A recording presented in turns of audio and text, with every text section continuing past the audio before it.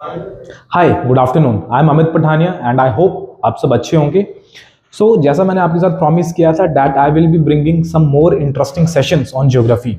So as I am fulfilling my promise, so now today we are going to discuss about types of winds. That too is very important topic of geography and हर साल NDA में इससे question पूछे जाते हैं। So basically साथ साथ में आप लोग क्या करना, अपने नोट्स बनाते रहना, और अगर आपको इस लेक्चर के बाद में कोई भी डाउट आता है तो कमेंट सेक्शन में जरूर अपने डाउट्स दीजिएगा और अपने दोस्तों के साथ इस वीडियो को शेयर कीजिएगा ताकि आपके नॉलेज में इन्हांसमेंट हो सके। सो हम बात कर रहे हैं टाइप्स ऑफ विंड्स कि विंड्स कितनी तरह की होती हैं। तो विंड्स का हिंदी में मतलब क्या होता है? हवाएं, जो भी नॉर्मल हवाएं फ्लो करती हैं।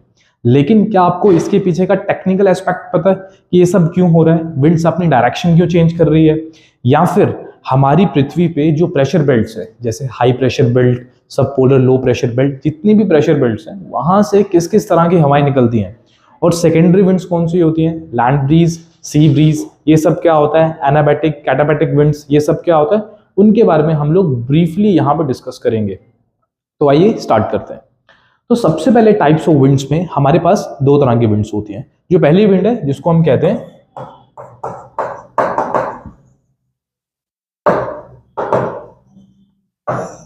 प्राइमरी विंड्स, और जो दूसरी है इसको हम कहते हैं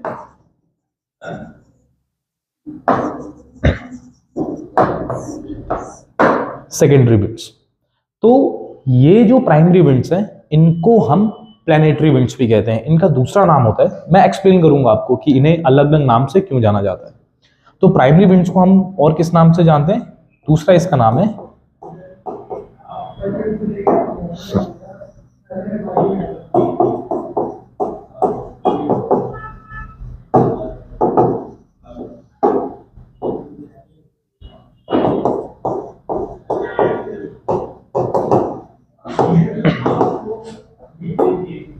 देखो, आज के टॉपिक में सिर्फ हम प्राइमरी विंड्स के बारे में डिस्कस करने वाले हैं। सेकेंडरी विंड्स के बारे में हम लोग कल डिस्कस करेंगे।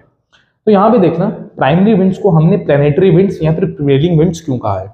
देखो, प्लैनेटरी विंड्स कुछ ऐसी विंड्स होती हैं जो कि हमारे प्लैनेट पे थ्रू आउट फ्लो करती रहती है, जैसे कि ट्रेड विंड्स, ईस्टर्लीज, वेस्टर्लीज। और इन्हें प्रिवेलिंग विंड्स क्यों कहा जाता है? Because through out the air, पूरे साल में इनकी जो डायरेक्शन होती है वो बिल्कुल एक ही डायरेक्शन में फ्लो करती है। ऐसा नहीं है कि जो हमारी प्राइमरी विंड्स है इनकी डायरेक्शन चेंज होती रहती है। इनकी जो डायरेक्शन है वो पर्टिकुलरली एक ही डायरेक्शन में रहती है। सो उन सब चीज़ों के बारे में हम लोग स्टेप बाय स्टेप डिस्कस करेंगे। तो चलिए स्टार्ट करते हैं अपना प्राइमरी विंड्स का टॉपिक। और हाँ, यहाँ पे आप लोग एक चीज याद रखिएगा, सेकेंडरी विंड्स में हमारे पास जो चीजें आती हैं वो है लैंड ब्रीज, सी ब्रीज,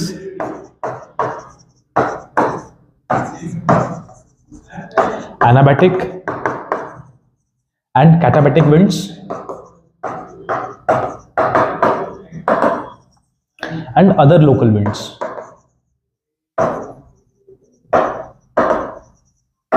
ठीक है, तो इसके बारे में हम लोग नेक्स्ट क्लास में डिस्कस करेंगे। तो प्लैनेटरी विंड्स में हमारे पास जाने से पहले आपको एक छोटा सा डायग्राम समझाना चाहता हूं, जिसके कारण आप इस चीज को खुद भी सॉल्व कर पाएंगे। तो उस चीज के बारे में थोड़ा सा डिस्कस करता हूं। ये हमारा अर्थ है, और हमारे अर्थ पे अलग अलग जगहों पे अलग अलग प्रेशर बेल्ट्स हैं। थोड़ा सा इसके बारे में समझाता हूं आपको। इक्वेटर के पास आपको देखने को मिलती है इक्वेटोरियन लो प्रेशर बेल्ट। इक्वेटर के ऊपर में आपको मिलती है सब ट्रॉपिकल हाई प्रेशर बेल्ट। सब ट्रॉपिकल हाई प्रेशर बेल्ट के ऊपर आपको मिलती है सब पोलर लो प्रेशर बेल्ट, और सबसे ऊपर आपको देखने को मिलती है polar high pressure belt. Same चीज नीचे भी होती है, सब ट्रॉपिकल हाई प्रेशर बेल्ट,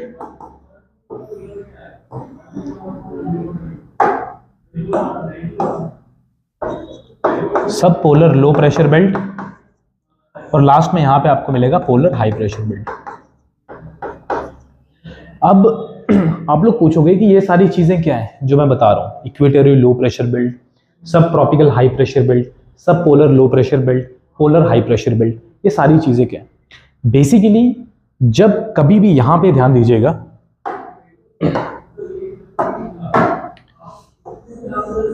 जो सूरज है, सूरज की सपोज करो यहां पे इंसोलेशन बढ़ रही है, क्लियर है, मतलब सूरज के यहां पे रेडिएशंस पड़ रही हैं। अब होता क्या है, पूरे साल में जो कि 365 डेज है, वहां पे सबसे ज्यादा बार इंसोलेशन कहां पे होती है, इक्वेटर पे होती है, इक्वेटर 0 डिग्री पे, क्योंकि सूरज क्या करता है, इक्वेटर से ट्रॉपिकल एरियाज में जाता है, सब अपना ट्रॉपिक ऑफ कैंसर, फिर ट्रॉपिक ऑफ कैंसर के बाद इक्वेटर पे, फिर इक्वेटर के बाद फिर ट्रॉपिक ऑफ कैप्रिकॉर्न में। तो यहां पे जब सूरज अपनी इंसुलेशन देता है तो होता क्या है, जो हवा होती है यहाँ पे, इस पॉइंट पे जो हवा होती है वो गर्म हो जाती है। अब गर्म होने के बाद हवा क्या करती है, ऊपर को राइज करती है,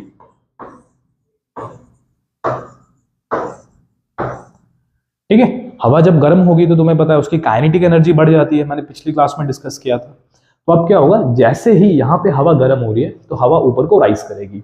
अब जैसे ही हवा ऊपर को राइज कर रही है तो तुम्हें पता है यहाँ पे पहले बहुत ज्यादा हवा थी, लेकिन अब जैसे ही हवा यहाँ से ऊपर को राइज कर गई तो ये एरिया खाली हो गया पूरा का पूरा। अब जब ये एरिया खाली हो गया तो यहाँ पे प्रेशर एक्सर्ट करने के लिए कोई भी हवा नहीं बची, जिसके कारण ये वाला जो एरिया है ये एक लो प्रेशर एरिया बन जाएगा। That's why it is considered as equatorial low pressure belt. बात को समझे कि हमने यहाँ पे इक्वेटर के आगे लो प्रेशर बेल्ट क्यों लिखा है। हम अगर सरल भाषा में या फिर in the easy language if I tell you, then there is one reason that insulation के कारण क्या होगा, हवा गर्म होगी, ऊपर को राइज करेगी और नीचे लो प्रेशर एरिया क्रिएट हो जाएगा। उसी लो प्रेशर एरिया के कारण हमने इसको इक्वेटोरियल लो प्रेशर बेल्ट कहा है। और इसी तरह से हमारे पास अलग अलग तरह के बेल्ट्स आ जाती हैं, जैसे कि इक्वेटोरियल लो प्रेशर बेल्ट, सब ट्रॉपिकल हाई प्रेशर बेल्ट, सब polar low pressure belt and polar high pressure belt. अब अगर मैं बात करूं सब ट्रॉपिकल हाई प्रेशर बेल्ट की, तो इसमें क्या होगा, यहां पे हाई प्रेशर है, यानी कि यहां पे ऊपर से हवा जो है एकदम से नीचे सिंक कर रही है। जब कोई भी चीज ऊपर से नीचे को सिंक करेगी तो वो जाहिर सी बात है नीचे वाली चीज पे प्रेशर डालेगी। ऐसा इमेजिन करो, सपोज करो मैं यहाँ पे स्टेबल खड़ा हूं, अब मेरे दोनों कंधों पे होता क्या है, 2 ईंटें गिरती हैं भारी, तो होगा क्या, मुझे इन दोनों कंधों पे बहुत ज्यादा प्रेशर लगेगा। इन द सेम वे इस पॉइंट पे जो कि हमारा ट्रॉपिकल एरिया है, सब ट्रॉपिकल हाई प्रेशर बेल्ट पे भी जो ठंडी हवा होती है नीचे को सिंक करती है काफी तेजी से, जिसके कारण यहाँ पे हाई प्रेशर एरिया बन जाता है। आई होप आपको ये बेल्ट का कॉन्सेप्ट क्लियर हो गया होगा। अब हम अपने प्राइमरी इवेंट्स वाले पार्ट पे चलते हैं और मैं आपको बताता हूं कि प्राइमरी इवेंट्स समझने के लिए आपको ये चीज समझना जरूरी क्यों था, ठीक है। So now we are going to see the trade winds, that is the first type of the primary events.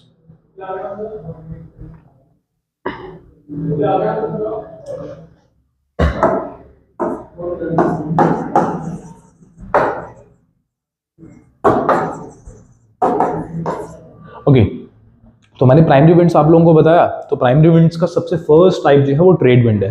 Now we are going to discuss about trade winds. देखो, अब फिर से वही डायग्राम जब मैं बनाऊंगा,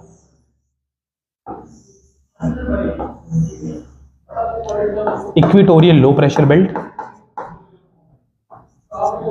और ये है हमारा सब ट्रॉपिकल हाई प्रेशर बेल्ट और ये है हमारा सब tropical high pressure belt. Okay, अब यहां पे आप एक चीज देखना,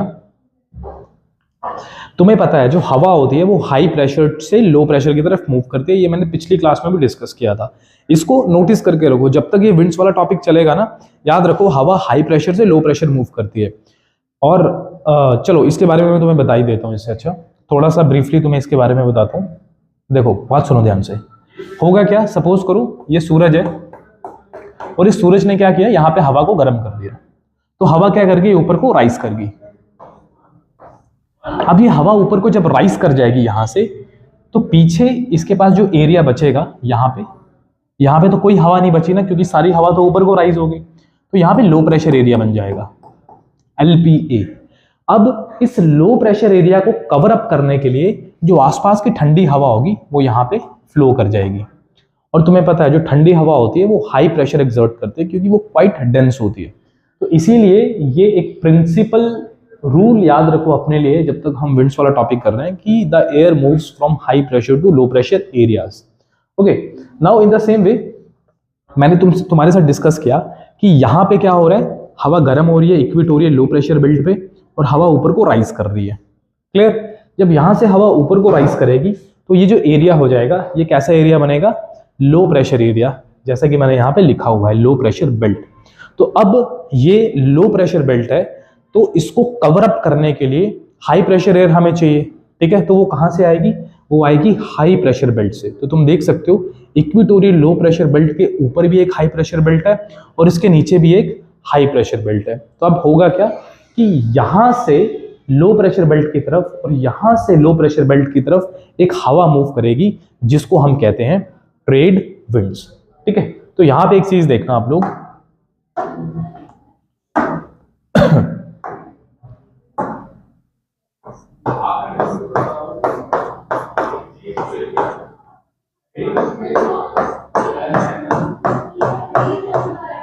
तो यहां पे आप देख सकते हैं the trade wind is flowing from the sub tropical high pressure belt from the both hemispheres, from the northern hemisphere and from the southern hemisphere as well.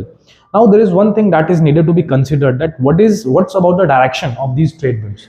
So basically one thing is needed to be made sure that these trade winds flows with a particular direction. See, what I wish to highlight here is that in the northern hemisphere जो trade winds हैं उसकी जो direction है वो रहेगी clockwise direction में, और जो सदर्न हेमिस्फीयर में वो ट्रेड विंड्स की डायरेक्शन एंटी क्लॉकवाइज डायरेक्शन में रहेगी। यहाँ पे देख सकते हो आप, यहाँ पे जो ट्रेड विंड्स है उसकी डायरेक्शन है क्लॉकवाइज। ठीक है, जैसे घड़ी चलती है ना हमारी टिक टिक टिक, वैसे ही यहाँ पे ट्रेड विंड्स की डायरेक्शन है एंटी क्लॉकवाइज।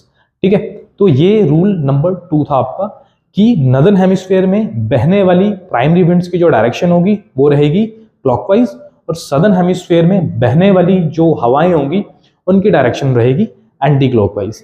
नाउ आपको एक और डाउट आया होगा कि सर यार ये सब तो ठीक है लेकिन ये टेढ़ी क्यों फ्लो कर रही है, इनको तो सीधा फ्लो करना चाहिए ना, सीधी सी बात है, कोई उन्हें धक्का थोड़ी दे रहा है। So why this air is flowing in a tilted way, or you can say that why it is deflecting towards right or why it is deflecting towards left, है ना, what is the reason behind it? So basically now here comes the rule number 3 and that is Coriolis force.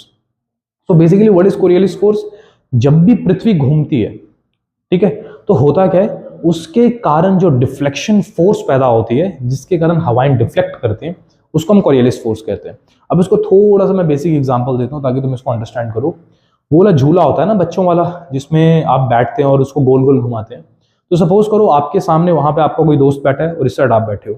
ठीक है, अब जब वो झूला stable है बिल्कुल, तब अगर उसकी तरफ आप कुछ फेंकोगे अपने दोस्त की तरफ, बास्केटबॉल या कुछ भी, तो वो बॉल डायरेक्टली उसके पास जाके जाएगी, कहीं डिफ्लेक्ट नहीं होगी। लेकिन जैसे ही तुमने उस झूले को घुमाना स्टार्ट कर दिया और फिर तुम उस बॉल को उसकी तरफ फेंकोगे तो वो जो बॉल है वो उसकी तरफ नहीं जाएगी डायरेक्टली, वो बॉल डिफ्लेक्ट कर जाएगी जिस डायरेक्शन में झूला घूम रहा होगा। इसी को हम कोरियोलिस फोर्स कहते हैं। तुम्हें पता है हमारी जो पृथ्वी है वो भी रोटेट करती है हमेशा, तो अगर वो रोटेट कर रही है तो उसके ऊपर फेंकी गई बास्केटबॉल यानी कि जो हवाएं होंगी वो भी डिफ्लेक्ट करती हैं। और जो डिफ्लेक्शन का जो मैंने फॉर्मूला था वो मैं तुमने एक्सप्लेन कर दिया कि जो हमारा नॉर्दर्न हेमिस्फीयर में वहां पे क्लॉकवाइज और सदर्न हेमिस्फीयर में एंटी क्लॉकवाइज, यहां पे आप लोग देख सकते हो। क्लियर है? अब मैं तुम्हें इसकी जो बेसिक डायरेक्शन है उसके बारे में थोड़ा सा एक्सप्लेन करूंगा और फिर हम लोग मूव करेंगे नेक्स्ट विंड की तरफ। ठीक है, अब यहाँ पे एक चीज देखना कि हमें डायरेक्शन कैसे निकालनी है ट्रेड विंड्स की। ठीक है, ये सब तो हो गया क्लॉकवाइज और एंटी क्लॉकवाइज। अब इसकी डायरेक्शन वाइज यानी कि नॉर्थ साउथ ईस्ट वेस्ट, वैसे हम कैसे पता चलेगा, तो उसका फॉर्मूला क्या है, यू कैन से उसकी ट्रिक क्या है। देखो सबसे पहले आपको ऐसे क्वाड्रेंट बनाना है और एज इट इज इसको पकड़ के यहाँ पे ले आना है। जो एरो है वो इस साइड्स पे है ना, तो ऐसे करके आपको रखना है यहाँ पे ऐसे करके। ठीक है, एरो को मैंने एज इट इज हर एक क्वाड्रेंट में रख लिया। अब आपको ये देखना है कि ये एरो सेंटर में कहां पे पॉइंट कर रहा है, कौन से वाले क्वाड्रेंट में एरो सेंटर पे पॉइंट कर रहा है। तो इस वाले क्वाड्रेंट में जो एरो है वो सेंटर पे पॉइंट कर रहा है, यानी कि ट्रेड विंड्स की जो डायरेक्शन होगी नॉर्दर्न हेमिस्फीयर में वो कौन सी होगी हमारे पास, नॉर्थ ईस्ट। North east. अब तुम्हें करना क्या है कि इस क्वाड्रेंट में जहां पे ये सेंटर पे पॉइंट कर रहा है वहां से सीधा अपनी पेंसिल से मार्क करना है। तो तुम देख सकते हो ये ट्रेड विंड्स कहां से कहां को जा रहे हैं। These trade winds are flowing from north east to south west, ठीक है, ऐसे देख सकते हो आप। अब ऐसे ही अगर मैं आपको बोलूं कि बेटा चलो निकालो सदर्न हेमिस्फीयर का निकालो, तो आप कैसे निकालोगे? The same way, southern hemisphere का निकालने के लिए ऐसे ऐसे ऐसे एंड ऐसे। तो यहां पे आप देख सकते हो from south east to north west. तो आई होप आपको ट्रेड विंड्स का कॉन्सेप्ट क्लियर हुआ होगा कि ट्रेड विंड्स कैसे होते हैं और ट्रेड विंड्स की डायरेक्शन कैसे निकाली जाती है और इसका रीजन क्या है ट्रेड विंड्स के फ्लोइंग का। Now the next is westerlies.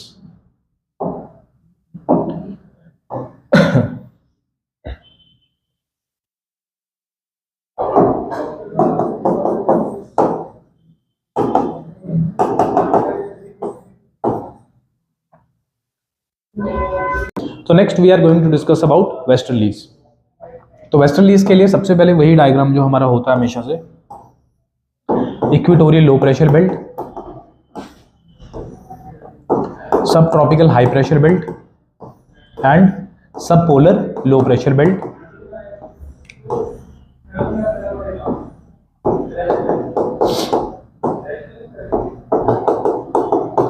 यहां पे एक चीज देखो,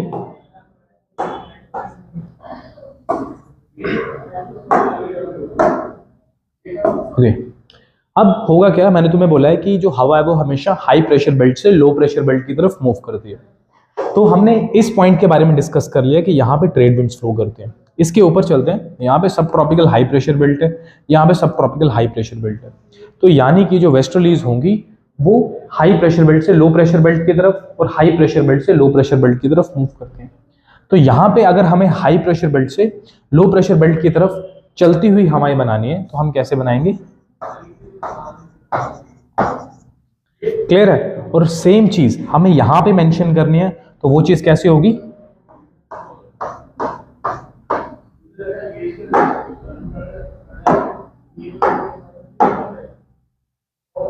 ठीक है,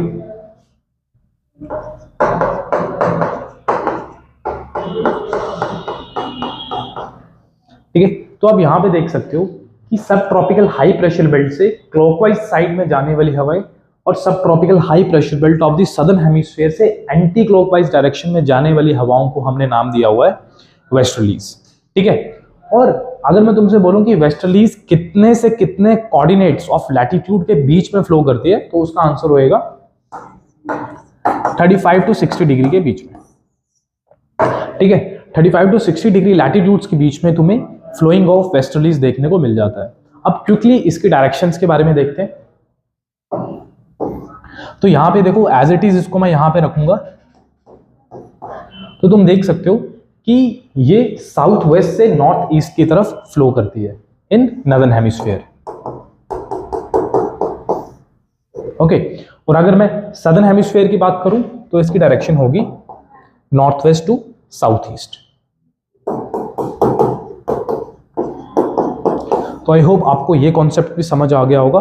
और हाँ, एक और चीज याद रखिएगा कि जो हमारे वेस्टर्लीज होते हैं इनकी जो रफ्तार होती है और यू कैन से इनका जो मोमेंटम होता है ये सदर्न हेमिस्फीयर में काफी ज्यादा स्ट्रांग होता है। अब इसका मतलब क्या है? देखो याद रखिए कि जो कॉन्टिनेंटल लैंड मास है यानी कि जो जमीन है वो तुम्हें नॉर्दर्न हेमिस्फीयर में ज्यादा देखने को मिलेगी, लेकिन जो सदर्न हेमिस्फीयर है वहां पे कॉन्टिनेंटल लैंड मास कम है। मैं सिंपल भाषा में बताऊं तो जमीन कम है बेसिकली, लेकिन पानी ज्यादा है। अब सपोज करो कोई ऐसी जगह जहां पे बहुत सारी कुर्सियां लगी हुई है ना, there are lot of chairs, और वहां पे आपको भागना पड़े, तो क्या आप आराम से भाग पाओगे? नहीं भाग पाओगे, because the chairs will create an obstruction. लेकिन एक खाली क्लासरूम जहां पे कुछ भी नहीं है तो वहां पे आप आराम से भाग सकते हो। These things are happening with the westerlies as well, because in the southern hemisphere there is less continental landmass but there is vast expanse of the ocean, so therefore in the southern hemisphere westerlies flows with quite ease as compared to the westerlies that flows in the northern hemisphere. I hope ये concept भी आपको clear हुआ होगा। now the last is easterlies, और उसके बाद इस session को end करेंगे।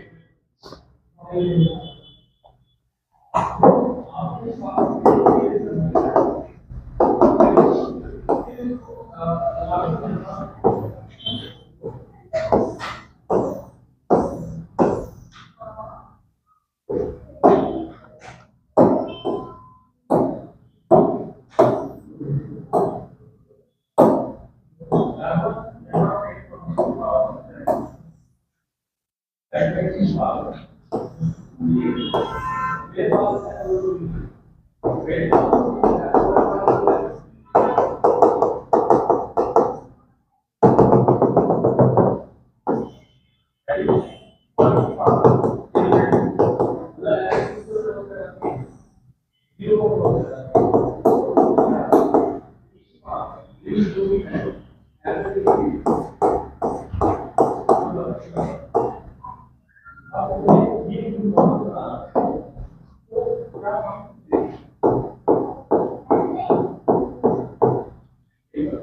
तो यहाँ पे देखो, यहाँ पे पोलर हाई प्रेशर बेल्ट से सब पोलर लो प्रेशर बेल्ट की तरफ एक हवा मूव कर रही है, ठीक है, आप देख सकते हो, और इसकी डायरेक्शन क्या है, क्लॉकवाइज डायरेक्शन है।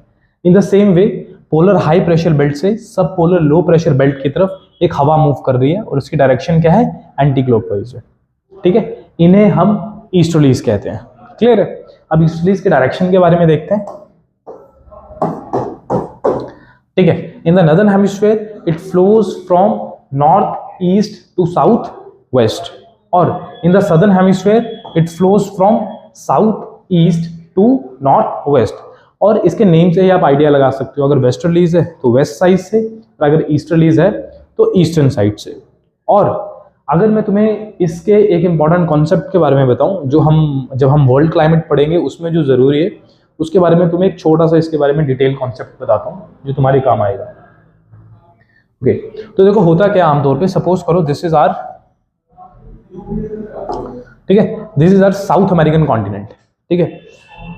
अब देखो होता क्या है कि जो हमारी ईस्टर्लीज है वो कैसे फ्लो करती हैं, ईस्ट टू वेस्ट। तो सपोज करो ये ईस्टर्लीज है, ठीक है, और ये फ्लो कर रही है ऐसे करके। अब यहाँ पे तो समंदर है ना, यहाँ पे समंदर, अटलांटिक ओशन है यहाँ पे, तो ये जो हवा होती है ये मॉइस्चर कैरी करती हुई जाती है, ये मॉइस्चर कैरी करती हुई जाएगी, और जैसे ही कॉन्टिनेंट में एंटर करेगी तो यहाँ पे बरसात होना स्टार्ट हो जाएगी, ठीक है, बिकॉज इन हवाओं ने बहुत ज्यादा मॉइस्चर कैरी किया है, तो इन पॉइंट्स पे बरसात होना स्टार्ट हो जाती है। लेकिन जैसे ही ये हवा इस पॉइंट पे पहुंचती है, इस पॉइंट पे पहुंचती है,